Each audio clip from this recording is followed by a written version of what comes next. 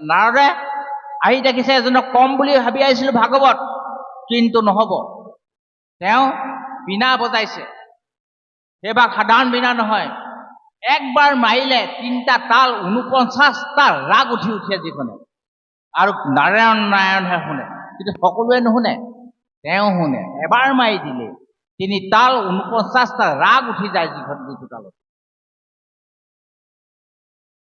গছৰ পাত হৈ যায়, নদী পানী ৰৈ যায়। তেনে এজন পুৰুষ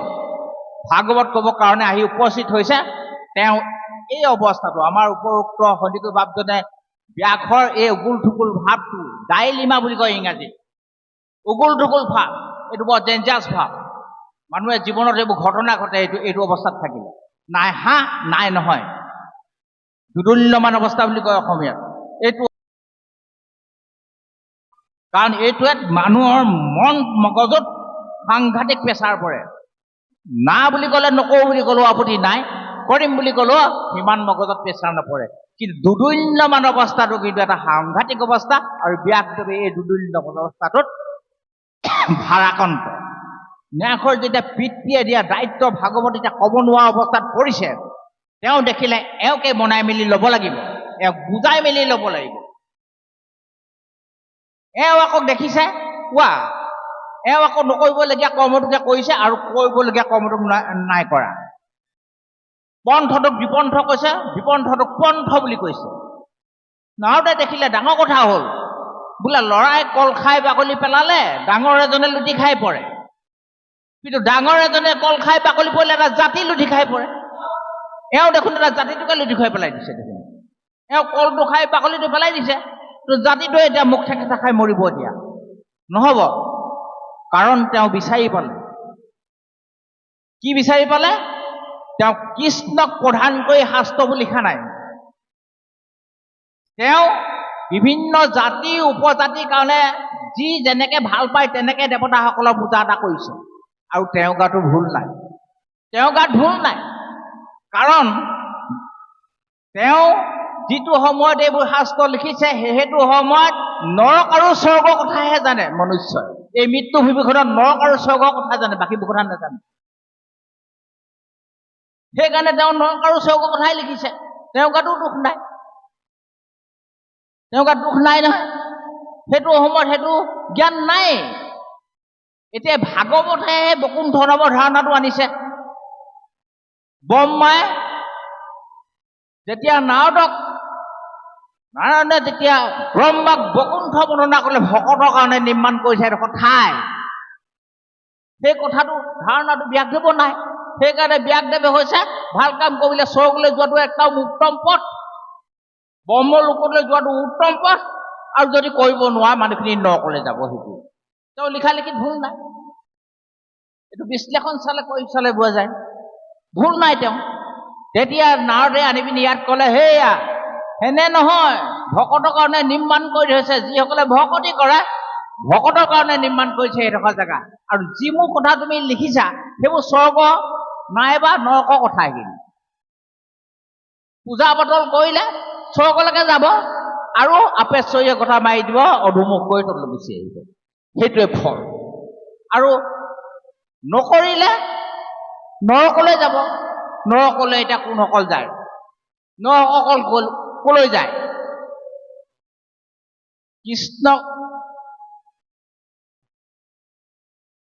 কৃষ্ণ কথা কিঞ্চিতো নাভাবে। তন্ত্ৰ মন্ত্ৰ কৰ্মক বৰ বুলি মানে, কোমল অক্ষ স্পষ্ট ৰামকৃষ্ণ নাম, অল্প বুলি মানে আটকোনো কাম। যমে যমদূতক কৈছে, ঐ সেই যেতিয়া অজামিলা ক্ষেত্ৰত ভুল কৰিছে যমদূত যায়, তেতিয়া শিকনি এটা দিছে, তই যাকে তাকে নানিবি দেই, তহঁতি যাকে তাকে নানিবি। কাৰণ ভক্ত যদি ঈশ্বৰ ভক্তক যদি আনে, বিষ্ণু দুটাক গদাই মূৰ ভাঙিব থাকিব, তই জানো মাৰিব। সেইকাৰণে সেইসকলক নানিবি। কোনসকলক আনিবি? কৃষ্ণ হেন ঈশ্বৰক কিঞ্চিতো নাজানে, তন্ত্ৰ মন্ত্ৰ কৰ্মক বৰ বুলি মানে, কোমল অক্ষ স্পষ্ট ৰামকৃষ্ণ নাম, অল্প বুলি মানে আটকোনো কাম। যে ৰামকৃষ্ণত একেবাৰে কাম নাই, তন্ত্ৰ মন্ত্ৰতে বিশ্বাসী, সেইকেইটাক ধৰি আনিবি। 1 নম্বৰ পইণ্ট 5টা পইণ্ট দিছে 2 নম্বৰ পইণ্টটো দিছে এই হাতী গা ধোৱাসকল কাৰণ ভুল এটা কৰে সমাজে চাফ চিকুণ কৰে আকৌ ভুল কৰে আকৌ কৰি থাকে এনেকুৱাসকল কেতিয়াও পৰাচিত নহয় সেইসকলক তোমালোকে ধৰি আনিবা এই নৰকলৈ যোৱা ব্যৱস্থা আৰু কৰ্মকাণ্ডীসকলক নৰকগামীলৈ আনিবা এইবোৰ সিদ্ধান্ত এই সিদ্ধান্তটো ব্যাসদেৱে দাঙি ধৰিলে তেওঁৰ গাত ভুল নাই এই যিবোৰ কথা লিখিলা এই অল্পমতি অল্প আয়ু সচ্ছলমতি মনুষ্যই ভাল পোৱা কথাবোৰে তুমি লিখিলা খাওঁ পিয় হওঁ ঘুমো এইবোৰ কথা লিখিলা নহ'ব এতিয়া কৃষ্ণক প্ৰধান কৰি তুমি এখন শাস্ত্ৰ লিখা কৃষ্ণক প্ৰাধান্য দি লিখিছা আৰু কৃষ্ণক প্ৰাধান্য নিদিয়াৰ কাৰণে তোমাৰ এই দুদুল্যমান অৱস্থা কৃষ্ণক প্ৰাধান্য নকৰা এইটো মাৰাত্মক ভুল সেয়ে তুমি এখন শাস্ত্ৰ লিখা যিখনত কৃষ্ণ প্ৰধান হ'ব আৰু তুমি এনেই লিখিলেই নহ'ব কৃষ্ণক দৰ্শন কৰি কৃষ্ণ কথা লিখিব লাগিব আগতে কৃষ্ণক দৰ্শন নকৰি লিখিলা সেইবোৰ শাস্ত্ৰ এতিয়া কৃষ্ণক দৰ্শন কৰি পিনে তুমি শাস্ত্ৰখন লিখিব লাগিব এওঁ এতিয়া আচৰিত হৈ গ'ল কৃষ্ণক কেনেকৈ মই দৰ্শন কৰিম এতিয়া উপদেশটো দি নাওদে নিজে ফাঁদত পৰিলে নাও যে জানো দেখিছে নাওদে কেনেকৈ দেখিছে ঈশ্বৰক কেনেকৈ দেখিছে সেই এটা কাহিনী এটা আহি গ'ল নহয় নাওদে ঈশ্বৰক কেনেকৈ পালে তেওঁক উপদেশ দিলে তুমি ঈশ্বৰক দেখি পিনি শাস্ত্ৰ লিখিবা কিন্তু নাওদে যে নিজে পাক খাই ল'লে যে তেওঁ কেনেকৈ ঈশ্বৰক দেখিলে তেতিয়া তেওঁ নাৰদৰ পূৰ্বজন্মৰ কাহিনীটো ক'বলগীয়া হ'ল তেওঁ কেনেকৈ ঈশ্বৰক দেখিলে তেওঁ ঈশ্বৰক কেনেকৈ দেখি ব্যাসক উপদেশ দিব পৰা ব্যৱস্থালৈ আহিল সেইকাৰণে কালে কৰ্মে মিলাই বিষয় হক উপদেশী লোক হক কৃষ্ণ সন্মুখ বুলি কৈছে তো কালে কৰ্মে আমাৰ বিষয় কৰ্মবোৰ আমি নিবিচাৰিলেও আহিব আমাৰ জীৱনত নাহিবি বুলি ক'লেও আহিব কৈশোৰ পৰা যৌৱনলৈ আহিব নিবিচাৰিলেও আহিব আমাক কালে কৰ্মে মিলাই বিষয় সুখ এইবোৰ কালে আৰু কৰ্মই আমাক মিলাই দিবই কিন্তু ঈশ্বৰক পাবৰ কাৰণে কিন্তু সাধনা কৰিব লাগিব সাধনা নকৰিলে নহ'ব কিন্তু কোনে সাধনা কৰিব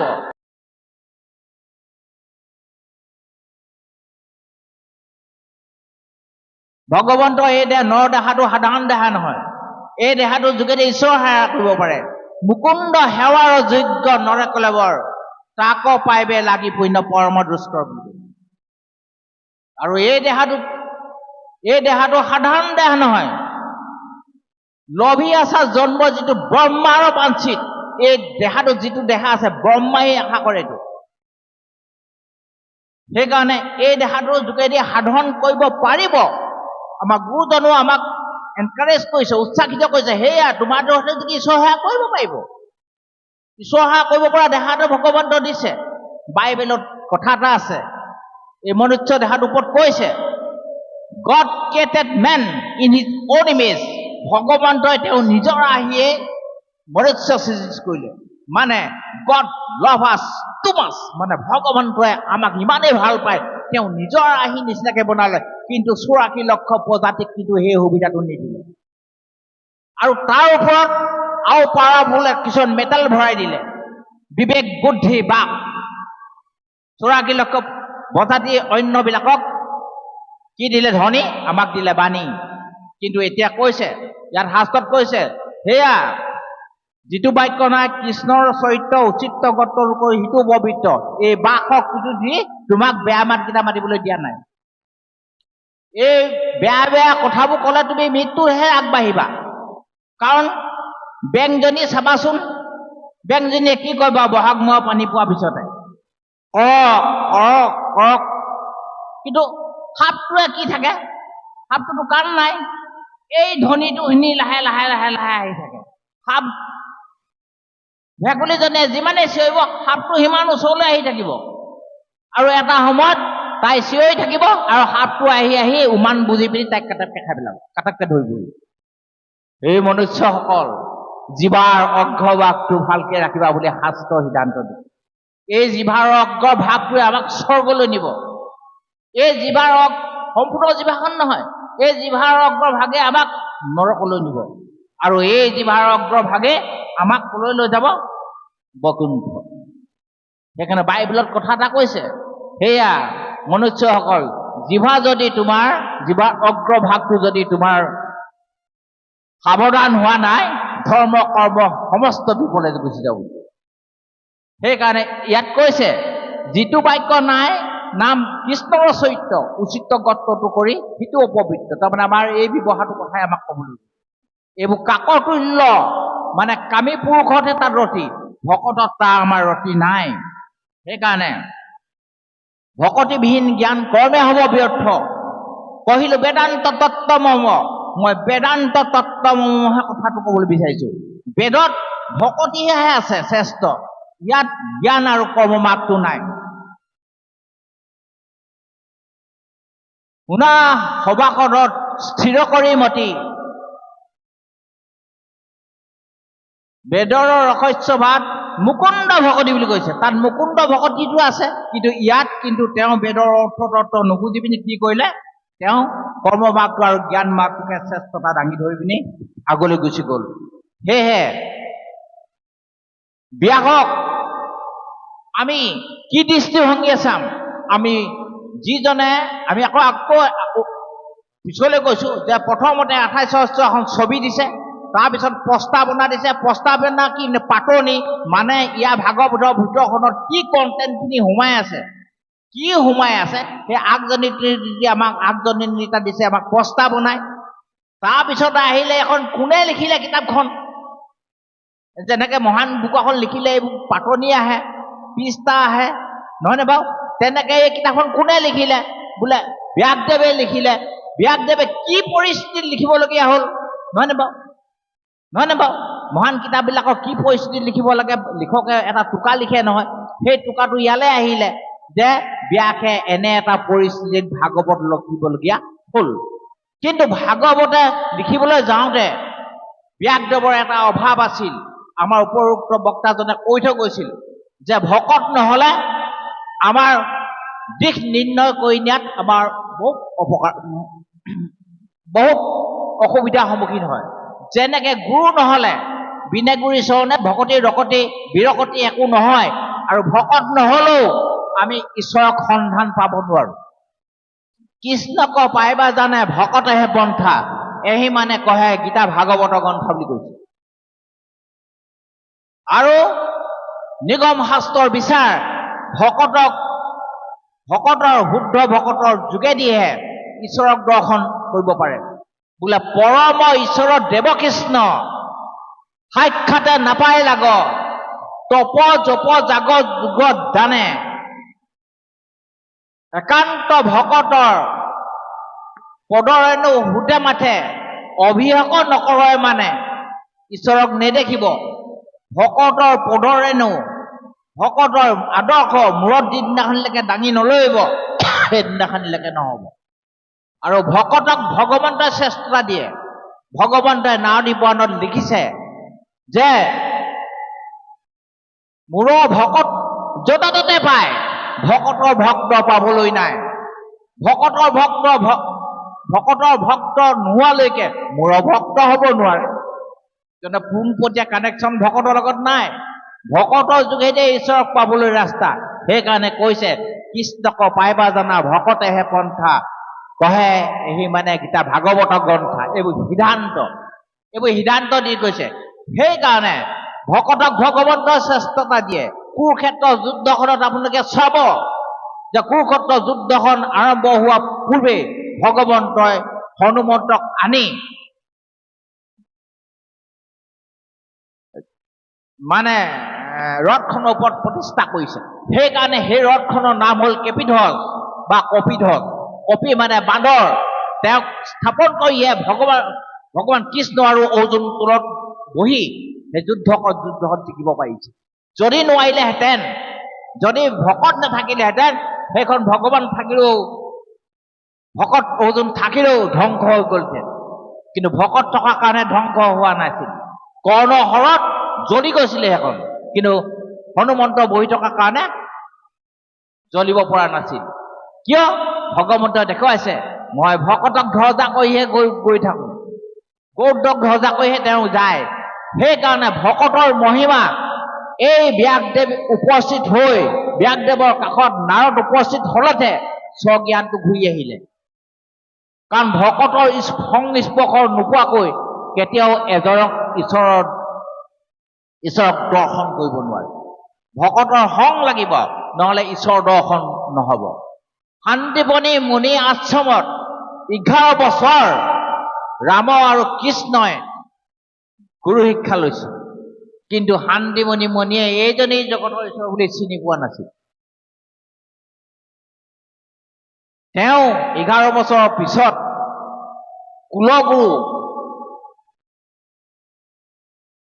কুলগুৰুক তেওঁ সমজাই দিবলৈ আহিল কুলগুৰু কোন আছিলে প্ৰভু জানা গৰ্গ ঋষিক সমজাই দিবলৈ আহিলে গৰ্গ ঋষিয়ে তেওঁক প্ৰণাম কৰিলে অনন্ত কোটি ব্ৰহ্মাণ্ড গৰাকী তোমালৈ শতকোটি নমস্কাৰ শান্তিবনী মুনিয়ে আচৰিত খাই গ'ল এইটো কি কথা কৈছে আকৌ মোৰ শিষ্য দুটাক এওঁ দেখোন ঈশ্বৰ বুলি কৈছে তেতিয়া শান্তিবনী মুনিক এই গৰ্গ ঋষিয়ে কৈছে সেয়া এইজন অনন্ত কোটি ব্ৰহ্মাণ্ড ভালকে চোৱা বোলে নাই দেখা তেতিয়া ক'লে মোক হিৰুকত কৰি পিনি তুমি আকৌ লক্ষ্য কৰা তেওঁ চৰণত হিৰুকত কৰি যেতিয়া দেখিলে তেতিয়াহে শান্তিবনী মুনিয়ে এই অনন্ত কোটি ব্ৰহ্মাণ্ডৰ গৰাকীজনক চিনি পাইছে সেইটো ভকতৰ মহিমা সেইকাৰণে ভগৱন্তই কৈছে বিষ্ণু বৈষ্ণৱ কিঞ্চিতো পাৰ্থক্য নাই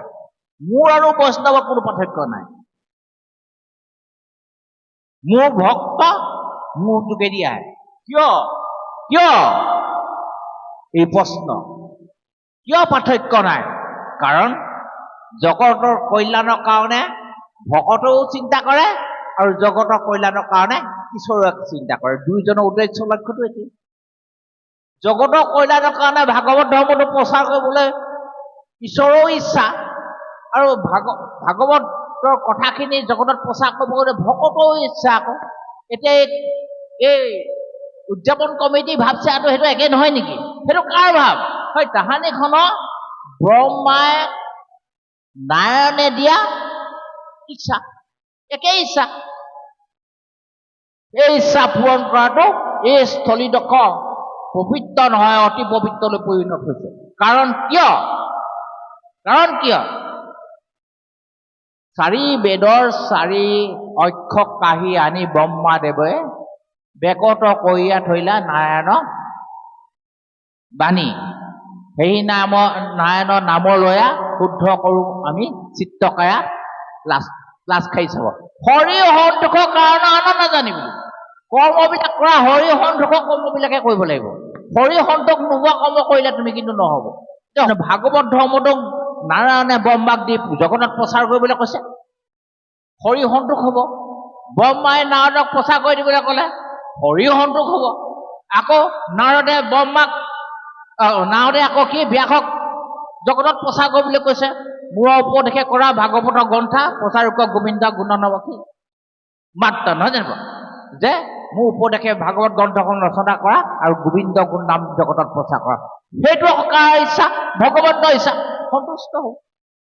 সেই দায়িত্ব কথাটো বুজি পাই পিনে ব্যাসদেৱে ভাবিলে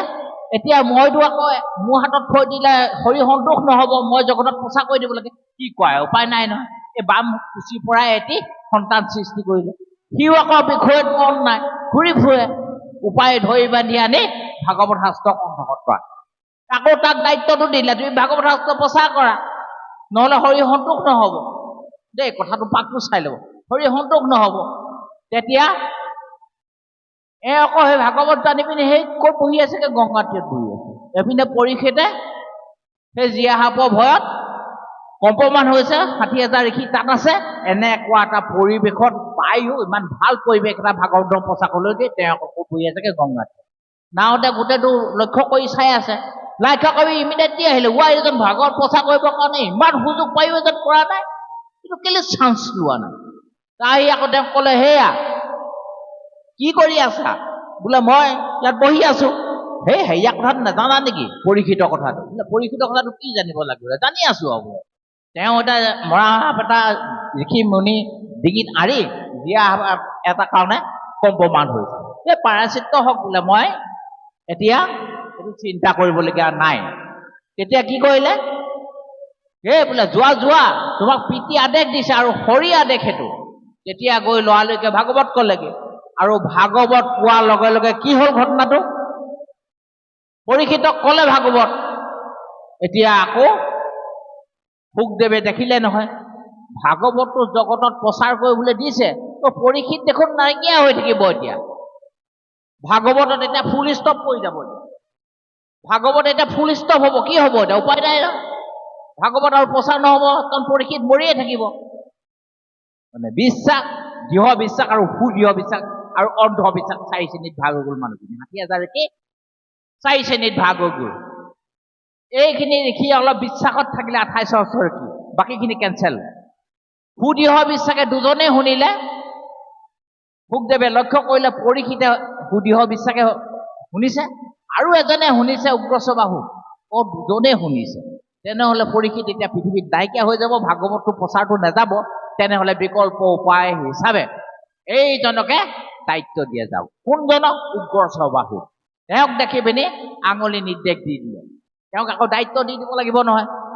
বলটো মানে ফুটবল খেলৰ নিচিনা বলটো তেওঁলৈ ঠেলা মাৰি দিব লাগিব নহয় এতিয়া কি কৰিলে অৰ্ডাৰ দি দিলে উগ্ৰস্ববাহুত আছে আগতে উৎসুকে আঙুলি নিৰ্দেশি তাক বুলিলন্ত হুকে নমক্ষাৰণ্যত ঋষি সমাজত তথা এই হুতে ক'ব এইটো ভাগৱতক দায়িত্ব দি দিলে বাপে এওঁ ফচি গ'ল শুদ্ধে ফচি গ'ল এতিয়া মই ভাগৱত প্ৰচাৰ কৰিব লাগে জগতত মোৰ নিচিনা নিষ্কুদিয়া এজন এতিয়া কোনে এইসকলে বেদজ্ঞ পণ্ডিতসকলে মোক নিব বাট চাই ৰৈ আছে কিন্তু এদিন ভাগ্যক্ৰমে এদিন সমাগত হ'ল ভাগ্যক্ৰমে এদিন সমাগত হ'ল কেনেকৈ সমাগত হ'ল কলি আহি ওলালেহি কলিৰ ভয়ত কম্পমান হৈ ভয় খালে এতিয়া তেওঁ ভাবিছিলে এইটো মোৰ ক'বলৈতো জেগা নাই কি হ'ব এই 28 বছৰ কিয় ভেমত আছে কিন্তু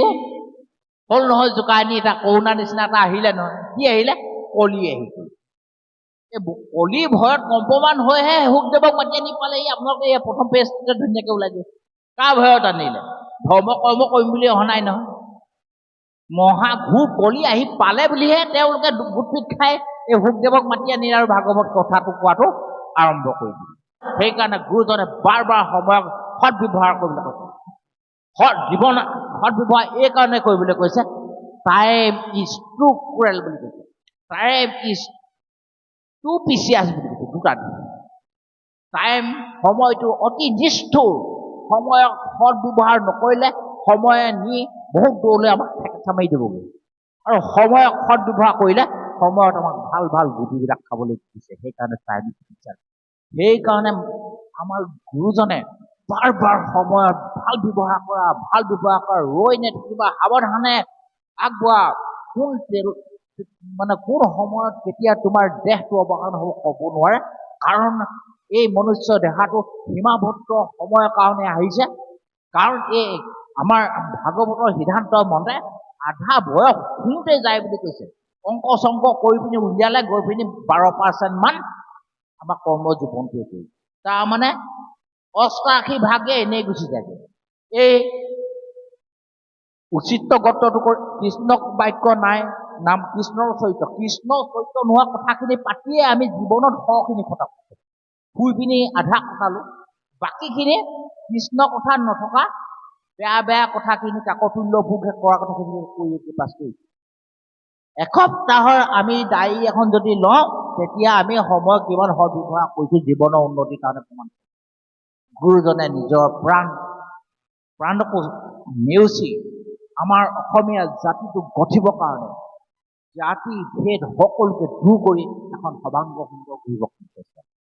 স্ত্ৰী বাল্য বৃদ্ধ যদি কৰে আমাতো ভকতি তাহাঁতো পঢ়িবা এইটো জ্ঞান মহামতি কাৰণ সমাজৰ স্ত্ৰী বাল্য সৰুখিনিক ভিতৰলৈ সোমাবলৈ নিদিয়ে শাস্ত্ৰ ভাগত পঢ়িবলৈ স্ত্ৰীসকলক বাহিৰত ৰাখিছিল বৃদ্ধসকল হ'লে একো দাঁত চাত নাই এখন নামকেইটা ভালকৈ ৰাম নামকেইটা নুশুতে বাহিৰত থকাই ভাল আৰু আমনি এনেকৈ আমাক নেগলেক্ট কৰিছিল এই হাইসকলক বৰ বেয়াকৈ নিৰ্যাতিত কৰিছিল সেইকাৰণে গুৰুজনে আইসকলক এটা ডাঙৰ পাছপৰ্ট দি দিলে, চন্দালক পাছপৰ্ট দি দিলে, আৰু বাল্য বৃদ্ধসকলকো পাছপৰ্ট